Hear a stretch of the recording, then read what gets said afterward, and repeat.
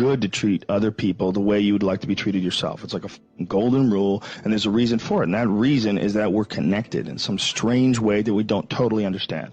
And unless you are good to other people around you, unless you're kind and friendly and warm and loving, you're not going to enjoy this life. You're just not. You're going to be problems everywhere you go. You're going to have problems everywhere you go.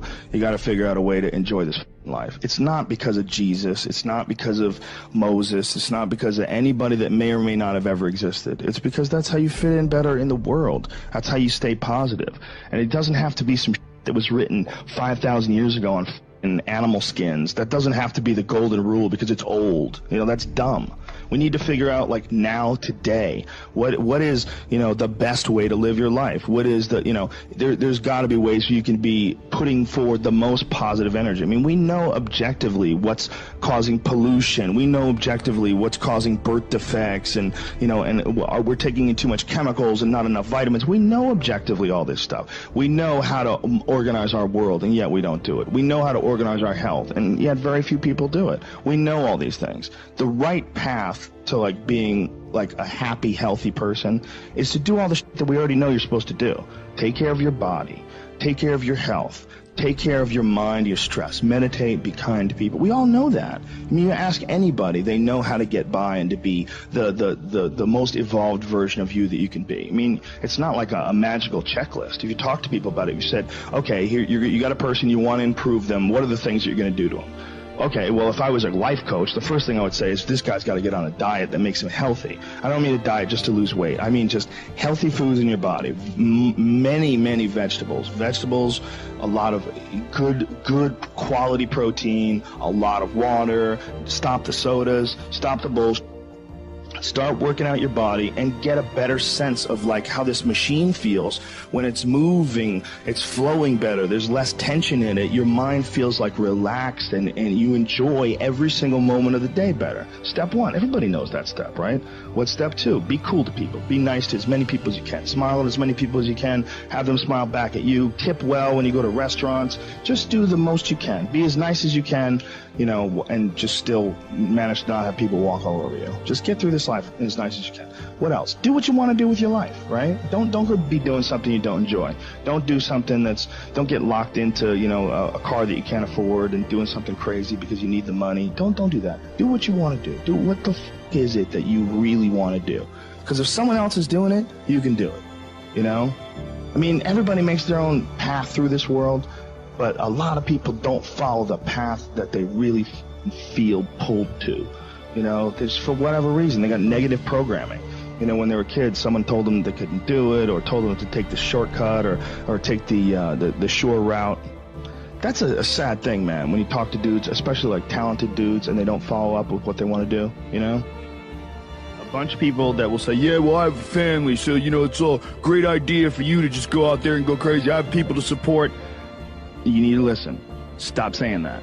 Stop saying any of those things. Every single person who has ever done anything worthwhile or exceptional or difficult or extraordinary, anyone, whether it's great artists or authors or mathematicians or whatever it is, everyone encounters difficulties. There is no easy road. It does not exist. It is impossible. Everyone has issues. If you have time to pursue a hobby, if you have time to do anything in your life, you can better yourself. And here's one way you never better yourself. When you come up with excuses for why other people are successful and you're not, that is dangerous. When you give yourself an escape, yeah, well, that's easy for you to say, you know, you do this, you do. Trust me. Everybody has a hard road. I wanted to jump out a window several times during my young life. I wanted to jump in front of a train and just end it because it's too much pressure. Not really. But you know what I'm saying. Theoretically. We all go through hard times. We all go through depression. We all go through doubt and moments in your life where it's really difficult and you're trying to figure out what your path is going to be. It's hard as shit. But Stefan and I were talking about this before the podcast starts, that is what makes you a person. And those difficult moments are what build your character. Show me a great man who's the son of a great man. You know, that's what we're saying. These kids that are born billionaires, you're You're never going to be a self-made person. You have a backup trust for your backup trust for your trust, and you're f***ed, man. I'm fascinated by martial arts. I'm fascinated by comedy. I'm fascinated by many, many different things. I don't understand when people say they're bored. Because if I had the time to live 100 lives, I'd be speaking different languages. I'd be living in different countries. I would try a number of different careers, because I think there's a lot of unbelievably fascinating, puzzling, complex things that you could study in this world. That's just me and my personality, but that's a personality also that I've cultivated over years of challenges. Were you like that as a kid too? Well, I was involved in martial arts very early, and I think that is one of the things that motivated me to explore difficult tasks, because through difficult tasks you learn an incredible amount about yourself, and you through the fire of competition you get to understand motivation. You get to understand the resistance that you have inside your mind to doing hard work. You get to understand the rewards of discipline. Like, you don't truly appreciate relaxation unless you've worked hard. And that is the yin and the yang of life. And I've said this to the point of people getting sick of it, but one of the worst decisions a man can make, I can only speak for men, obviously, is to be comfortable. I don't think you should try to be comfortable. I think what you should try to do is try to earn comfort. And if you can get a day off where you've worked hard and you've accomplished goals, that day off will be so sweet. When I work hard and I sit in front of the TV, I enjoy the shit out of it. I put my feet up, I have a nice drink, you know, I enjoy my sleep. If the balance was, I probably should relax more than I do, but I never feel like I earned it. But that's part of the reason why when I do feel like I earned it, I can enjoy it. It's because I am more connected to the idea that I need to accomplish things, and it's not like for anybody else's benefit other than my own, or anybody else's approval other than my own. When I have a task, whether it's today I'm going to write 1,000 words, you know, or 2,000 or whatever the number is. If I don't do that, I write things down. Like, I'll write down a list of things that get accomplished that day. And if I don't accomplish that, I'll get sick. Like, it'll drive me crazy. If I can't fill out that list, that drives me nuts, you know. But that's what led me to be a championship level martial artist. That's what led me to achieve it's like that.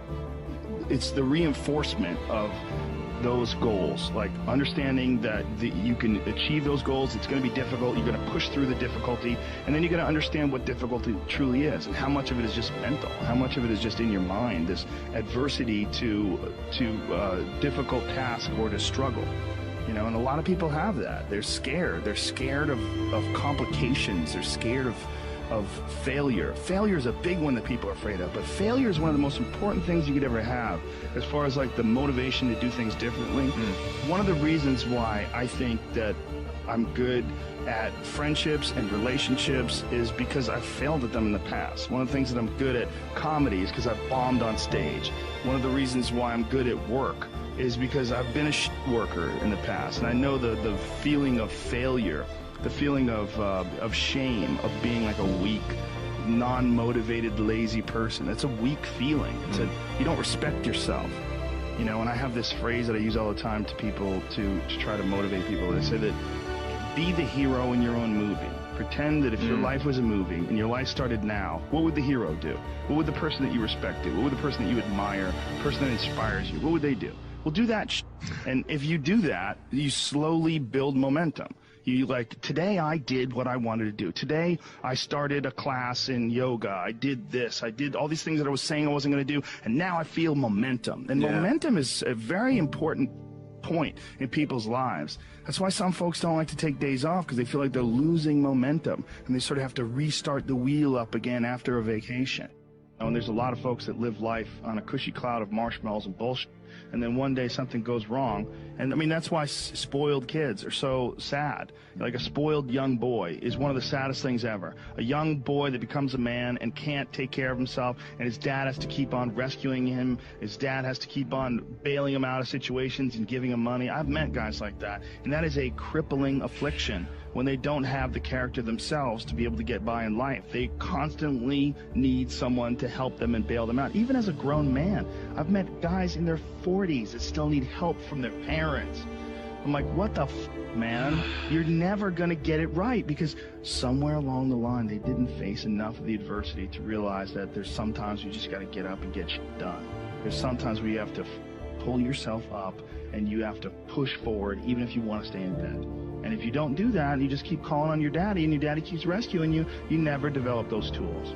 You never develop that ability to recognize what you're doing wrong with your life. Because you're soft, you got a cushiony, you got a safety net for your safety net.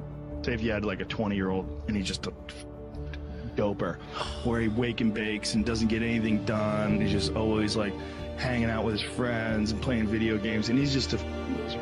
I wish there was a way you could show someone like that, like, I know that you're getting some comfort and satisfaction out of just laying around, doing nothing, eating, and getting fat, but your life would feel better and richer if you had a goal, you chased that goal, you accomplished some things, and you would get this boost of confidence, you'd get this boost of self-esteem, like whatever it is that you're into doing. Maybe you're into drawing comic books, maybe you're into making pottery or sculptures, but find whatever the that is and pursue that instead of doing nothing. Like the people that are doing nothing, those are the real people.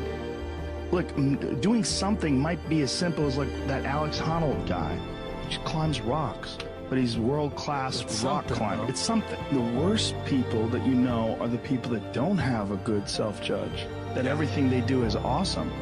Those never grow anywhere. Right? I mean, that's a huge issue with comedy. When you run into people that have terrible comedy sets but think they did great. Like we would always, Greg Fitzsimmons and I would always talk about that with like open micers. Like there's people that hear phantom laughs, like they think they're doing great, and they have this delusional self-opinion where everything they do is awesome. They don't know why they're not successful already. They don't know why they're not famous. And those people, I believe, I mean, in some sort of a weird narcissistic way, you could look at it this way, that those people are there to teach you. This is the consequences of not feeling that awful feeling when you fail. For whatever reason, most people, their associations are to avoid anything that's uncomfortable. But it's so illogical, because when you look at comfort and you look at success and progress and the feelings of accomplishment and of getting past certain hurdles in terms of like how you feel about life, a lot of those are connected to discomfort. Like discomfort is your friend. It really is. Like discomfort and not being happy and content with certain situations in life or certain feelings in life, they're massive motivators, and they're amazing at facilitating change. And yet our instinct is to avoid those and just sit on the couch and watch some reality show about dudes who make moonshine with our jaw open, like it's bizarre.